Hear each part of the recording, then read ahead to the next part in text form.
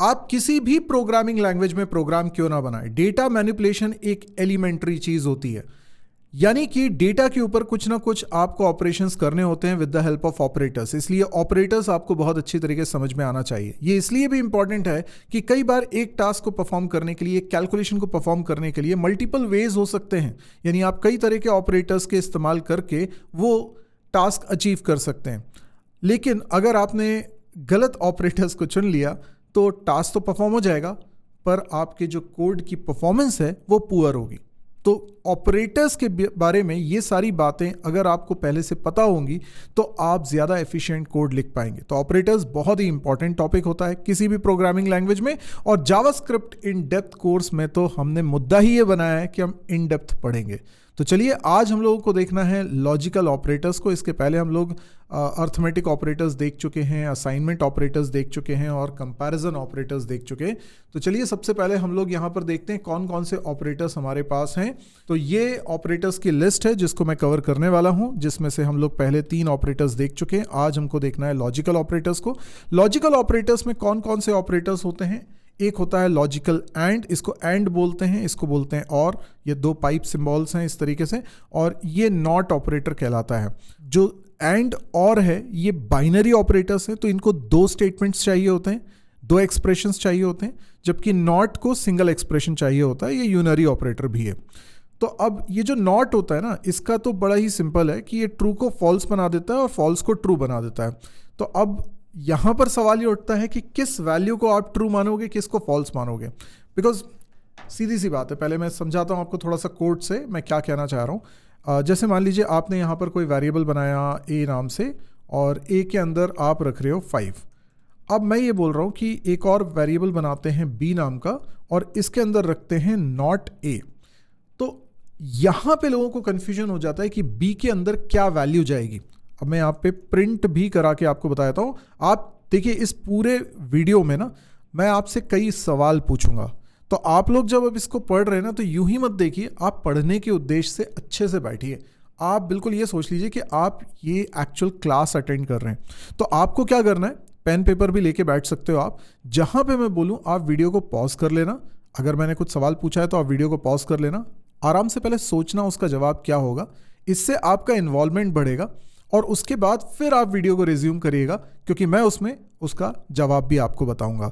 तो इससे आपके कॉन्सेप्ट्स भी क्लियर होंगे और थोड़ा मज़ा भी आएगा। और चाहें तो आपका जो आंसर आए वीडियो को रिज्यूम करने से पहले आप कमेंट बॉक्स में ज़रूर लिख दीजिए, उससे पता चलेगा कि आपका आंसर क्या आया था। राइट।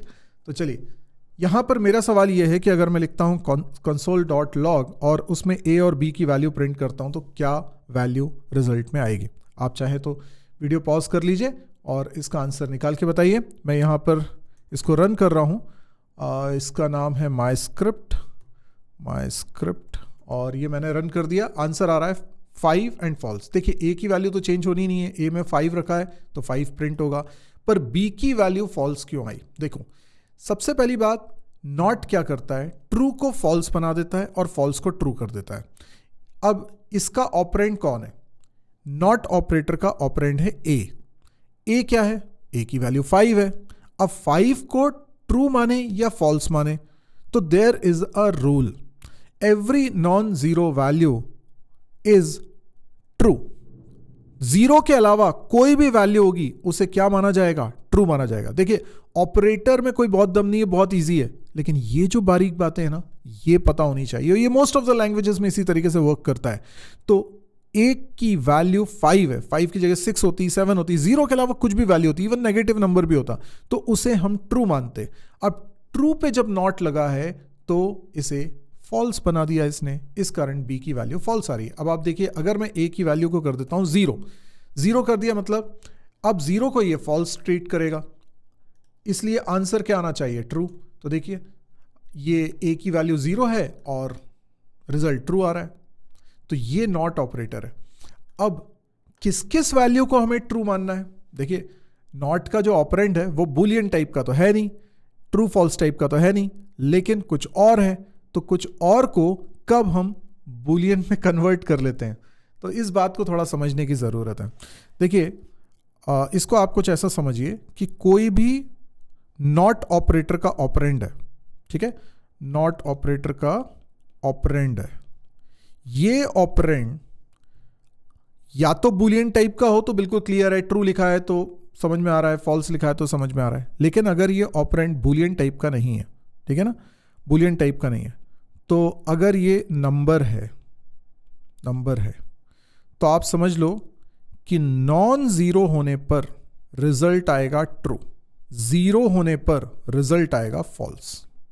इसी तरीके से अगर ये ऑपरेंड स्ट्रिंग है तो इसमें भी स्ट्रिंग दो तरह की हो सकती है, एक एम्प्टी स्ट्रिंग और एक नॉन एम्प्टी स्ट्रिंग। तो अगर नॉन एम्प्टी स्ट्रिंग है तो इसका रिजल्ट आएगा ट्रू, ठीक है, मतलब नॉन एम्प्टी स्ट्रिंग को ये ट्रू की तरह कंसिडर करेगा, और एम्प्टी स्ट्रिंग है तो इसको ये फॉल्स की तरह ट्रीट करेगा। जैसे मैं करके बताता हूँ आपको। यहाँ पर अगर मैंने कोई स्ट्रिंग लिख दी लाइक माय सर जी, तो ये स्ट्रिंग आ गई। अब आप देखिए कि ए में जो वैल्यू है वो नॉन एम्प्टी स्ट्रिंग है तो इसको ट्रू मानेंगे, तो नॉट लगा दिया तो वो फॉल्स बन जाएगा, तो बी के अंदर वैल्यू फॉल्स आने वाली है। इसको क्लियर करते हैं और यहाँ पर मैंने इसको रन किया, आप देखें ये फॉल्स आ रहा है और ए की वैल्यू तो माय सर जी है ही। इसी तरीके से अगर यहाँ पर एम्प्टी स्ट्रिंग दे देता तो इसको ये फॉल्स मानता और नॉट ऑपरेटर उसे ट्रू बना देता, तो ये एम्प्टी स्ट्रिंग और ट्रू। देखिए एम्प्टी स्ट्रिंग है तो कुछ प्रिंट तो होगा नहीं, बस वो खाली स्पेस आपको दिखाई दे रही है, तो ये आ गया आंसर। अब इसी तरीके से और भी कई सारी वैल्यूज हैं, जैसे अनडिफाइंड वैल्यू को ये क्या मानेगा, ये फॉल्स मानेगा। अनडिफाइंड मतलब फॉल्स, तो फॉल्स को ये नॉट लगा के ट्रू बना देगा, तो ये है अनडिफाइंड। आप अनडिफाइंड की जगह अगर लिखते हो NaN, ठीक है, तो भी रिजल्ट इसी तरीके से आएगा। ए की वैल्यू प्रिंट हो रही है NaN और NaN को भी वो फॉल्स ट्रीट कर रहा है तो नॉट उसे ट्रू बना देगा। इसी तरीके से अगर मैंने रखा नल, तो इस केस में क्या होगा, तो इस केस में भी इसको फॉल्स ट्रीट कर रहा है, तो नल लिखा हो, ठीक है, लिख दूं, आपने चाहे नल लिखा हो या आपने अनडिफाइंड लिखा हो या आपने NaN लिखा हो या एम्प्टी स्ट्रिंग हो या जीरो हो, ये सब को फॉल्स ट्रीट किया जाएगा। अब अगली चीज़ पढ़ते हैं। अगली चीज़ में देखिए एंड और ऑपरेटर को हमें समझना है। तो एंड और ऑपरेटर कैसे होते हैं, जैसे हमने कोई दो एक्सप्रेशंस लिखे हुए हैं। फॉर एग्जाम्पल मैंने एक एक्सप्रेशन लिखा हुआ है x ग्रेटर देन 0। अब x कोई वेरिएबल है, उसके अंदर कुछ वैल्यू रखी है, मैं कंपेयर कर रहा हूँ, कंपैरिजन ऑपरेटर आप देख चुके हैं, x ग्रेटर देन 0, और उसके बाद मैंने लगा दिया एंड y ग्रेटर देन 0। अब दो अलग अलग वेरिएबल हैं x और y, और इनको लेकर मैंने स्टेटमेंट लिख दिया। एक स्टेटमेंट ये हो गया, एक स्टेटमेंट ये हो गया, यानी ये एक्सप्रेशन का अपना एक ट्रुथ वैल्यू होगी, फॉल्स होगा या ट्रू होगा, इसकी कुछ ट्रुथ वैल्यू होगी, फॉल्स होगा या ट्रू होगा, ठीक है। तो एंड ऑपरेशन में दो एक्सप्रेशंस लिखे जाते हैं, एक्सप्रेशन 1 एंड एक्सप्रेशन 2। अब एक्सप्रेशन 1 की वैल्यू अगर ट्रू है तो अगले वाले एक्सप्रेशन को भी इवैल्यूएट किया जाएगा, अगर वो भी ट्रू है तो रिजल्ट ट्रू आएगा। अगर पहला वाला एक्सप्रेशन 1 ट्रू है और दूसरा वाला फॉल्स आ जाता है तो ओवरऑल रिजल्ट फॉल्स हो जाता है। एंड का ये कहना है कि दोनों को ट्रू होना होगा तभी रिजल्ट ट्रू आएगा, अगर एक भी फॉल्स हो गया तो रिजल्ट फॉल्स आएगा। इनफैक्ट अगर एक्सप्रेशन 1 फॉल्स हो गया तो ये एक्सप्रेशन 2 को देखता ही नहीं है। अब यहां पे कुछ लिखा भी होगा ना, वो चलेगा ही नहीं और रिजल्ट को फॉल्स बोल देगा, क्योंकि पहले ही फॉल्स है तो अगला वाला कुछ भी रहे रिजल्ट तो फॉल्स होने ही वाला है। इसी तरीके से जब हम और ऑपरेशंस की बात करते हैं तो इवन और E2, एक्सप्रेशन 1 एक्सप्रेशन 2, इनके बीच में और ऑपरेशन हो रहा है।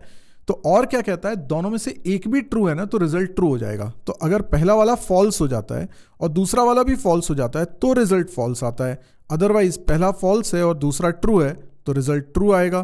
पहला ट्रू है, दूसरा कुछ भी हो, ट्रू हो या फॉल्स हो, एक ट्रू आ गया ना तो रिजल्ट तो ट्रू आना ही आना है। तो पहला ट्रू हो गया तो अगले को वो चेक भी नहीं करता।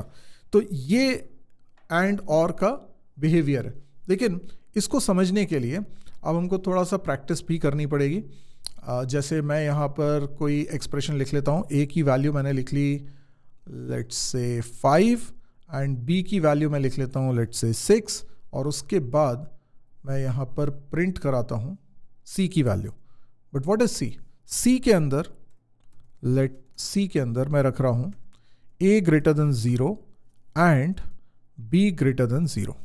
सिंपल, ये तो सबको समझ में आ रहा है, सिंपल सा है। अब a ग्रेटर देन 0 ट्रू है कि फॉल्स है, तो आपने कहा ट्रू है क्योंकि 5 ग्रेटर देन 0 है। फिर क्योंकि ये ट्रू है इसलिए अगले एक्सप्रेशन को देखेंगे, 6 ग्रेटर देन 0 ये भी ट्रू है तो रिजल्ट ट्रू हो गया। तो true and true result will be true.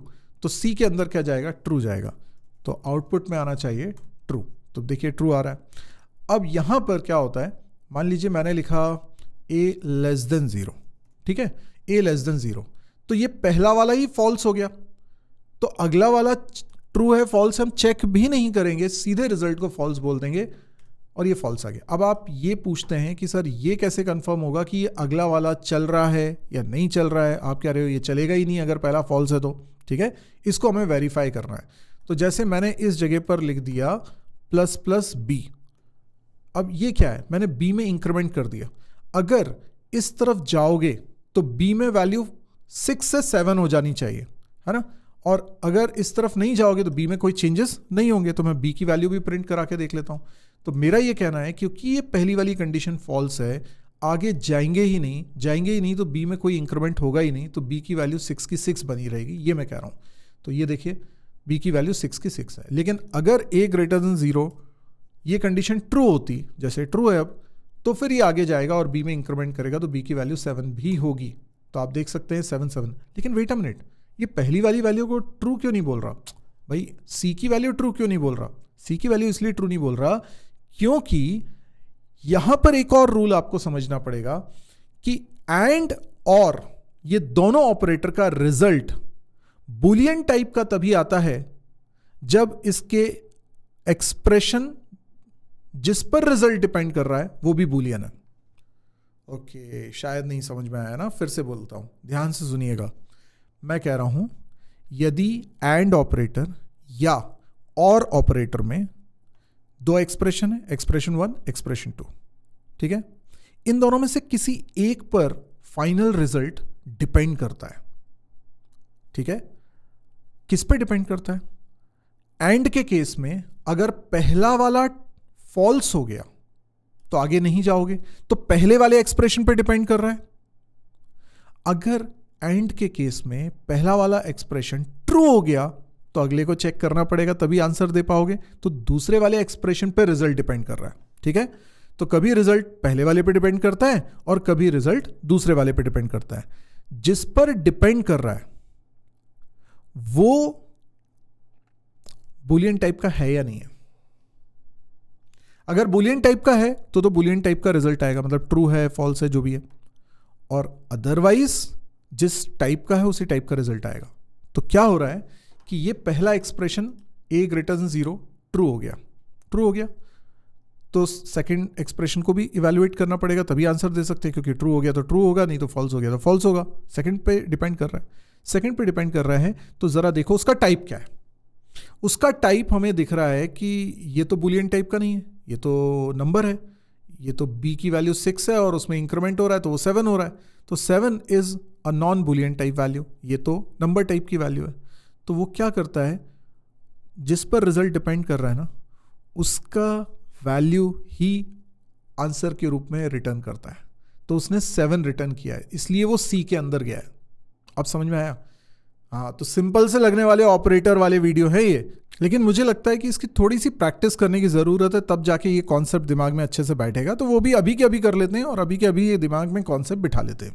अब देखिए, हमें ये समझ में आ गया कि अगर पहली वाली कंडीशन फॉल्स है तो आगे जाएंगे ही नहीं, तो ये इंक्रीमेंट भी नहीं होगा। ये बातें हमको समझ में आ गई। अब मैं क्या करता हूँ, यहाँ पे कुछ आपसे सवाल पूछता हूँ। जैसे मान लीजिए मैंने सी के अंदर लिखा 0 एंड 5। अब आप कहोगे सर इसमें तो दोनों ही बुलियन टाइप की वैल्यूज नहीं है। कोई बात नहीं, आप तो ये देखो किस पर रिजल्ट डिपेंड कर रहा है। मैंने अभी थोड़ी देर पहले आपको बताया था क्या क्या चीज़ों को फॉल्स मानेंगे। 0 को भी फॉल्स मानेंगे, एम्प्टी स्ट्रिंग को भी फॉल्स मानेंगे, नल को भी फॉल्स मानेंगे, NaN को भी फॉल्स मानेंगे, अनडिफाइंड को भी फॉल्स मानेंगे, और फॉल्स को तो फॉल्स मानते ही हैं, ये हमको मालूम है। तो बताइए, ये 0 लिखा है, इसको ट्रू माने कि फॉल्स माने। सिंपल सा कॉन्सेप्ट हो गया, हमें अच्छे से याद हो गया रूल। ये फॉल्स है। अब फॉल्स है तो एंड के केस में अगर पहला फॉल्स है तो आगे जाने की ज़रूरत है या आप रिजल्ट बता सकते हैं? बिल्कुल रिजल्ट बता सकते हैं। एक फॉल्स है तो ओवरऑल फॉल्स है, ठीक है। लेकिन जो रिजल्ट है वो किस पे डिपेंडेंट है? पहले वाले पे। तो पहले वाले का जो रिजल्ट आएगा वो यही वैल्यू होगी। तो 0 विल बी द वैल्यू। तो C की वैल्यू हम केवल प्रिंट करा लेते हैं। C की वैल्यू कितनी आएगी? 0 आएगी। ये देखिए C की वैल्यू आ रही है 0, पर मान लीजिए यहाँ पर मैं 2 लिख दूँ। अब ये तो, अब आप सोच लीजिए, वीडियो पॉज करके सोच लीजिए क्या आउटपुट आना चाहिए। देखो मैं बताता हूँ, ये 2 क्या है? ये 0 नहीं है, मतलब ये फॉल्स नहीं है। ये क्या हो गया? ट्रू हो गया। ट्रू हो गया तो अगले एक्सप्रेशन को देखना पड़ेगा। बिल्कुल 5 को देखते हैं। 5 पे डिपेंड कर रहा है रिजल्ट, तो जो 5 है वही रिजल्ट है। जिस पे डिपेंड कर रहा है उसी एक्सप्रेशन की वैल्यू आपका आंसर है। ये 5 लिखा है, 5 आंसर है। तो आपको बस यही देखना है कि किस पर रिजल्ट डिपेंड कर रहा है। चलिए एक और मैं करके बताता हूँ। जैसे मैंने यहाँ पे लिखा 5 और यहाँ पे लगा देता हूँ और यहाँ पे लिख देता हूँ नल। अब सोचिए क्या होगा। अब यहाँ पर वीडियो पॉज करिए और सोचिए और फिर कमेंट बॉक्स में लिखिए आंसर, फिर मैं बता रहा हूँ। तो देखिए यहाँ पर और ऑपरेटर लगा है। और ऑपरेटर क्या कहता है? एक भी ट्रू है तो ओवरऑल ट्रू है। तो पहला वाला चेक करो, पहला वाला नॉन जीरो वैल्यू, मतलब ये ट्रू है। ट्रू है तो आगे जाएंगे? नहीं जाएंगे। तो ये 5 ही आंसर हो गया। इसी पे डिपेंड कर रहा है ना रिजल्ट, ये आ गया। और मान लीजिए मैंने लिखा होता नल और फिर मैंने लिखा होता 5। अब रिजल्ट किस पे डिपेंड कर रहा है? देखिए पहला वाला नल है, मतलब कि फॉल्स है। फॉल्स है तो आगे वाले को चेक करना पड़ेगा, क्योंकि और ऑपरेटर लगा हुआ है ना। और ऑपरेटर क्या कहता है? अगर दोनों में से एक भी ट्रू होना चाहिए। पहला वाला फॉल्स है तो क्या पता अगला वाला ट्रू हो जाए, इसलिए अगले वाले को चेक करना पड़ेगा। तो अगले वाले को चेक कर रहे हैं, मतलब रिजल्ट इस पे डिपेंड कर रहा है। तो इसी की वैल्यू, इसी एक्सप्रेशन की वैल्यू यानी कि 5 ये आंसर है, इसलिए फिर से आउटपुट में 5 आएगा। Got it? अच्छा, अगर मैंने लिखा होता 5 और अनडिफाइंड, अब है तो दोनों ही फॉल्स, लेकिन पहले वाले को चेक करके आपका फाइनल आंसर नहीं आएगा। आपको आगे वाले को भी देखना पड़ेगा, क्योंकि और ऑपरेटर है, इस उम्मीद में कि शायद वो ट्रू हो। तो आप अनडिफाइंड पे आओगे और यही आपका आंसर हो जाएगा, इसलिए अनडिफाइंड आंसर आ रहा है। Got it? चलिए एक दो और करते हैं। जैसे मैं यहाँ पे एंड ऑपरेटर लगाता हूँ और यहाँ पर लिखता हूँ एम्प्टी स्ट्रिंग और यहाँ पे लिख देता हूँ 42। अब बताइए ज़रा इसका आंसर। तो इसमें एम्प्टी स्ट्रिंग है और एम्प्टी स्ट्रिंग को हम क्या जानते हैं? फॉल्स होता है। फॉल्स है तो आगे जाएंगे क्या? नहीं जाएंगे, क्योंकि एंड ऑपरेटर लगा हुआ है। बस थोड़ा सा याद रखना पड़ेगा आपको, एंड ऑपरेटर है तो दोनों ट्रू होने चाहिए। तो पहला वाला ही फॉल्स है तो आगे चेक करने की ज़रूरत ही नहीं है। तो पहले वाले पे रिजल्ट डिपेंड कर रहा है, तो empty string is your answer. तो इसलिए कुछ भी आउटपुट में नहीं दिखेगा, क्योंकि वो एम्प्टी स्ट्रिंग है। चलिए एक और करके देखते हैं। अगर मैंने यहाँ पर लिखा फॉल्स और फिर मैं यहाँ पर लगा देता हूँ और फिर मैं यहाँ पर लिख देता हूँ हेलो, बताइए अब क्या होने वाला है? वीडियो को पॉज करिए और बताइए। देखो पहला वाला फॉल्स है, इसमें तो कोई दिक्कत ही नहीं है, तो बूलियन टाइप की वैल्यू है, सीधे पता चल रहा है। लेकिन फॉल्स है, और के केस में अगले को चेक करना पड़ेगा। अब अगले को चेक करोगे तो सेकंड एक्सप्रेशन पे ही रिजल्ट डिपेंड कर रहा है। तो सेकंड एक्सप्रेशन की वैल्यू ही हमारा आंसर है। और वो वैल्यू क्या है? वो बूलियन हो, नॉन बूलियन हो, जो है वो है। अगर हेलो लिखा है तो हेलो आंसर है, ट्रू लिखा होता तो ट्रू आंसर होता, फॉल्स लिखा होता तो फॉल्स आंसर। जो यहाँ लिखा होता वही आंसर होता, क्योंकि पहला वाला फॉल्स, तो इसलिए यहाँ पर हेलो प्रिंट होगा। चलो एक और करते हैं। थोड़ा सा टफ बनाता हूँ मैं। मैंने लिखा ट्रू, ठीक है। ट्रू के बाद मैं लगा रहा हूँ एंड और लिख रहा हूँ फॉल्स और फिर इसमें लगा रहा हूँ और यहाँ पे लिख रहा हूँ ट्रू। अब देखिए मैंने एक ही एक्सप्रेशन में एंड भी लगा दिया और भी लगा दिया। वीडियो को पॉज करिए, कोशिश करिए, देखिए क्या आंसर आता है। देखो इसमें क्या होता है ना, एंड ऑपरेटर की प्रायोरिटी और से ज़्यादा होती है। इसका मतलब पहले तो ये वाला पोर्शन रिजॉल्व होगा। अब इसमें देखो पहला एक्सप्रेशन ट्रू है तो आगे वाले को चेक करना पड़ेगा, क्योंकि एंड है, दोनों ट्रू होंगे तभी ट्रू होगा। पर अगला वाला क्या आ रहा है? फॉल्स आ रहा है। तो इस पूरे एक्सप्रेशन का रिजल्ट क्या आ गया? फॉल्स आ गया। अब फॉल्स आ गया है तो और का जो लेफ्ट पोर्शन है वो फॉल्स है। तो फॉल्स है तो और में हम सेकंड एक्सप्रेशन पे जाते हैं और सेकंड एक्सप्रेशन ट्रू है, तो रिजल्ट विल बी ट्रू। थोड़ा इत्मीनान से करेंगे, सब समझ में आएगा। Result will be true. अगर मैंने लिखा होता, यहाँ पर लिखा होता 5, यहाँ पर लिखा होता नल, तो क्या रिजल्ट आता? देखिए 5 का मतलब है ट्रू, है ना, तो आगे वाले को चेक करेंगे, आगे वाला नल है मतलब फॉल्स। तो ओवरऑल क्या हो गया? ये सेकंड वाले एक्सप्रेशन पे रिजल्ट डिपेंड कर रहा है, तो इस पूरे का रिजल्ट आया नल। तो और के लेफ्ट में नल है और राइट में ट्रू लिखा है। अब नल को फॉल्स मानेंगे तो फिर आगे वाले एक्सप्रेशन पे जाएंगे तो ट्रू ही आंसर आने वाला है इस केस में भी, ठीक है। पर यहाँ पर जैसे मान लीजिए कुछ और लिखा होता, फॉर एग्जाम्पल यहाँ लिखा होता 10, तो फिर यहाँ पे जो वैल्यू लिखी होती वही आंसर आती, तो 10 आंसर आ जाएगा। क्लियर? अगर मैंने लिखा होता यहाँ पर 1 और यहाँ पे लिखा होता नल, इसको हटा देता हूँ मैं, तो क्या आंसर आता? तो सीधी बात है, ये 1 है मतलब कि ट्रू, और ट्रू है तो आगे जाना पड़ेगा। एंड के केस में नल, अब ये तो जो लिखा है ना, आगे चले गए सेकंड एक्सप्रेशन पे चले गए, मतलब सेकंड एक्सप्रेशन की वैल्यू ही आंसर है, दैट मीन्स नल आपका आंसर है। तो नल हमारा आंसर आ गया। तो आई होप अब आपको ये अच्छी तरीके से समझ में आ गया होगा। एंड और, है ना, तो एंड और की मदद से हम दो कंडीशंस को क्लब करके एक सिंगल स्टेटमेंट बना देते हैं जिसकी एक सिंगल ट्रुथ वैल्यू हो जाती है। एक और चीज़ मैं आपको बताना चाह रहा हूँ कि नॉट ऑपरेटर को जब हम इस्तेमाल करें ना, कई बार आपने देखा होगा इस तरीके से, जैसे मैंने लिखा लेट ए असाइन, कई बार आप इस तरीके से देखते हो नॉट बी, ऐसा देखते हो आप, ठीक है। आप बोलते हो ये 2 बार नॉट क्यों लगाया? कई लोग इस पर बड़ा कंफ्यूज होते हैं। देखो, अगर मैंने लिखा है लेट बी असाइन 10, ठीक है, अब आप मुझे बताइए बी की वैल्यू 10 है, क्या ये बूलियन टाइप की है? नहीं, ये बूलियन टाइप की नहीं है। तो बी की वैल्यू नॉन बूलियन टाइप की है। अब इस पे आपने नॉट लगाया तो क्या बन गया? ये ट्रू से फॉल्स बन गया, क्योंकि 10 को आप ट्रू मान रहे हो, तो इसको हमने फॉल्स में कन्वर्ट कर लिया। फिर से नॉट लगाया तो ट्रू में कन्वर्ट कर लिया। तो बेसिकली बी की जो वैल्यू है ना, उसको बूलियन टाइप का बनाया जा रहा है। अरे देखो, ये 10 क्या है, ये नॉन जीरो वैल्यू है, तो ये बूलियन टाइप की ना होते हुए भी आप इसको ट्रू कंसिडर कर रहे हो ना। तो मैं चाह रहा हूं बी के अंदर ट्रू आ जाए, तो मैं यहां एक ही जगह बी लिख देता हूं। तो बी के अंदर क्या वैल्यू आ जाएगी? ट्रू। अब रीडिक्लेरेशन तो लाइट में कर नहीं सकते, इसलिए ऐसा लिखना पड़ेगा। समझ में आया? मतलब कि कोई वैल्यू जो कि बूलियन टाइप की नहीं है और आप उसे बूलियन टाइप का बनाना चाहते हो, तो 2 बार नॉट ऑपरेटर लगातार में लगा दो। ये आप अक्सर कोडिंग में कई जगह पर देखोगे, just to resolve the understanding problem.